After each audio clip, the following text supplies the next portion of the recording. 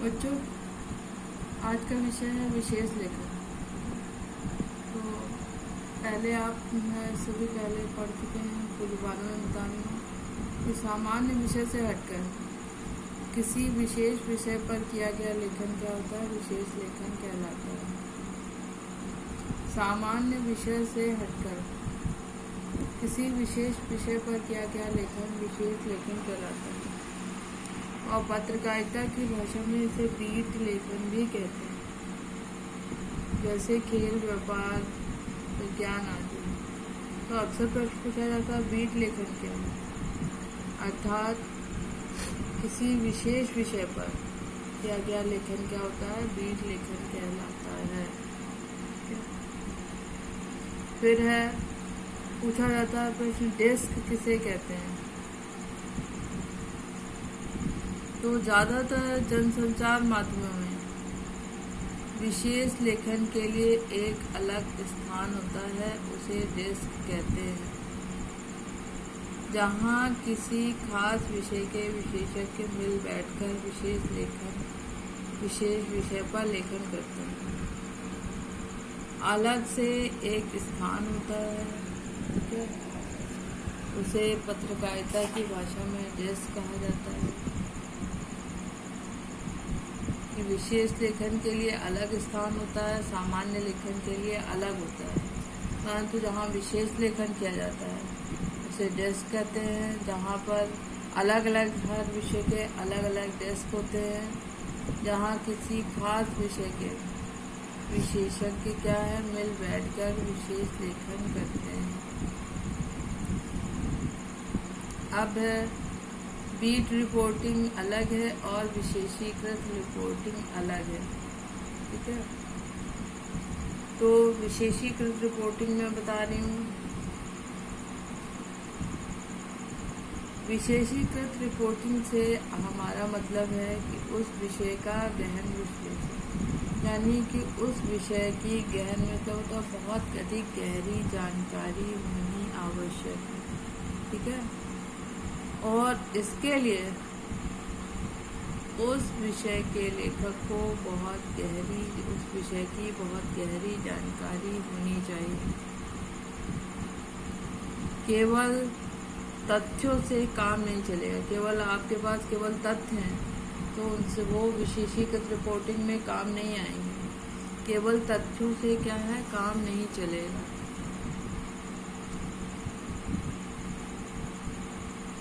इस विषय में लेखक को संबंधित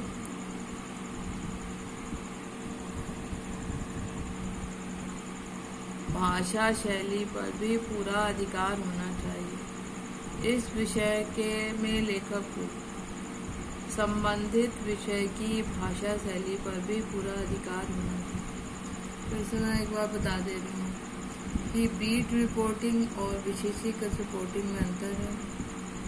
तो विशेषीकृत रिपोर्टिंग से आशय है कि उस विषय का गहन विश्लेषण, इसमें लेखक को उस विषय की गहरी जानकारी होनी चाहिए।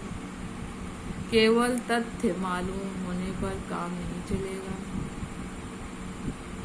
बल्कि उस विषय के छोटी सी चीज, उस विषय की है सूक्ष्म से सूक्ष्म जानकारी क्या है, इसके लेखक को होनी चाहिए। और साथ ही साथ विशेषीकृत रिपोर्टिंग में लेखक को संबंधित भाषा शैली पर भी पूरा अधिकार होना चाहिए। अब पूछा जाता है बीट का क्या अर्थ है, या बीट लेखन किसे कहते हैं? कि बीट का अर्थ है या बीट लेखन का आशय है कि लेखन व रिपोर्टिंग के विशेष क्षेत्र से संबंधित नए तथ्यों की आरंभिक जानकारी देना। इसमें कहाँ घटित हो रहा है, कब घटित हो रहा है, और है क्या घटित हो रहा है, किसने किया है, इन सबों की पर्याप्त जानकारी होनी आवश्यक है। ठीक है। बीट का अर्थ है लेखन व रिपोर्टिंग का विशेष क्षेत्र से संबंधित। लेखन व एवं रिपोर्टिंग का विशेष क्षेत्र से संबंधित नए तथ्यों की आरंभिक जानकारी देना, जिसमें कहाँ, कब, क्या, किसने की पर्याप्त जानकारी होती है।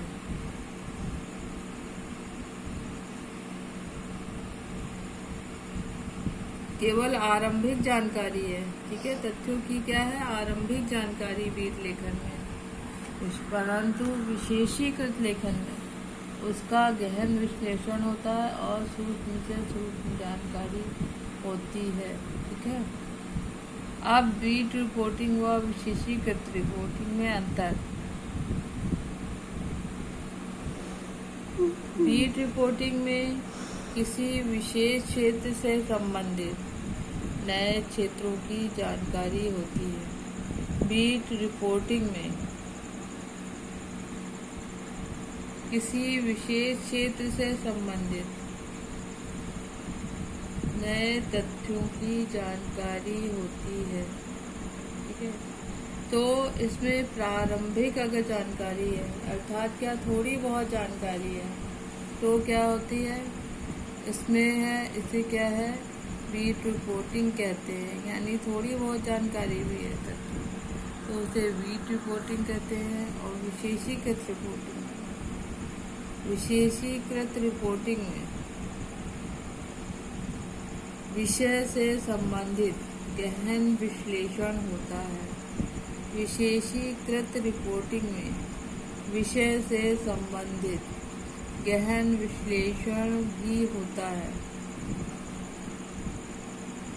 इसमें घटनाओं के घटित होने का,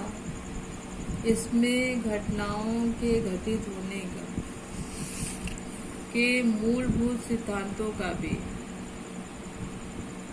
इसमें घटनाओं के घटित होने का, मूलभूत कारणों, सिद्धांतों और परिणामों पर भी प्रकाश डाला जाता है। इसमें घटनाओं के घटित होने के मूलभूत कारणों और परिणामों पर भी प्रकाश डाला जाता है। मूलभूत कारणों और परिणामों पर भी प्रकाश डाला जाता है। ठीक है। समझ में आ गया? बीट रिपोर्टर किसी विशेष क्षेत्र जैसे खेल, फिल्म आदि के लिए लिखने वाले पत्रकार को क्या बीट रिपोर्टर कहते हैं। किसी विशेष क्षेत्र जैसे फिल्म, खेल आदि के लिए लिखने वाले पत्रकार को क्या है बीट रिपोर्टर कहते हैं। समझ में आ गया बेटा? अब है इस विशेषीकृत रिपोर्टिंग की भाषा शैली क्या होती है? अलग होती है। तो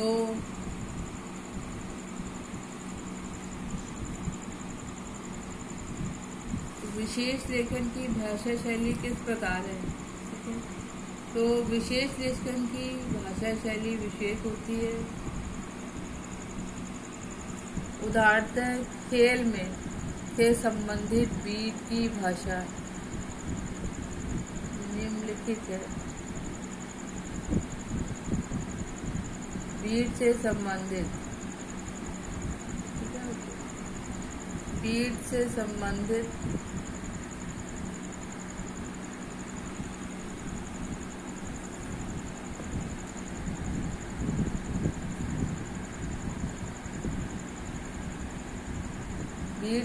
संबंधित विशेष लेखन की भाषा शैली क्या होती है? विशेष होती है। ठीक है। उदाहरण खेल से संबंधित बीट की भाषा शैली कि भारत ने पाकिस्तान को 9 विकेटों से पीटा। भारत ने पाकिस्तान को 9 विकेटों से पीटा। न्यूजीलैंड ने ऑस्ट्रेलिया के सामने घुटने टेके।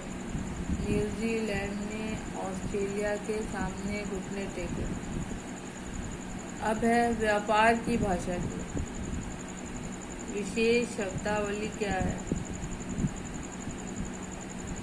तो व्यापार की भाषा की विशेष भाषा शैली ये है। चांदी लुढ़की, ठीक है, सोने में भारी उछाल, प्यार ने रुलाया, सीधा आधे में गिरा आदि। क्या समझ आ गया आप लोगों को। और इसी तरह से विशेष संवाददाता और संवाददाता में क्या अंतर है। तो किसी बीट के लिए तथ्यात्मक संकलन करने वाले, किसी बीट के लिए तथ्यात्मक संकलन करने वाले संवाददाता को क्या कहते हैं। वो संवाददाता कहते हैं। और किसी विशेष क्षेत्र के विशेषज्ञ और विश्लेषक को विशेष संवाददाता कहा जाता है। किसी विशेष क्षेत्र के विश्लेषक को विशेष संवाददाता कहा जाता है। तो ये चैप्टर में है, जैसे बताया खेल के क्षेत्र की भाषा शैली बताइए। तो अक्सर ये प्रश्न पूछ लिया जाता है कि इसकी भाषा शैली बताइए, इसके बारे में बताइए, ठीक है। तो ज़्यादातर व्याकरण आपका समाप्त हो चुका है, और जो नहीं समझ में आएगा वो मैं बता दूँगी, ठीक है। जैसे न्यूज़ पेग किसे कहते हैं, ठीक है।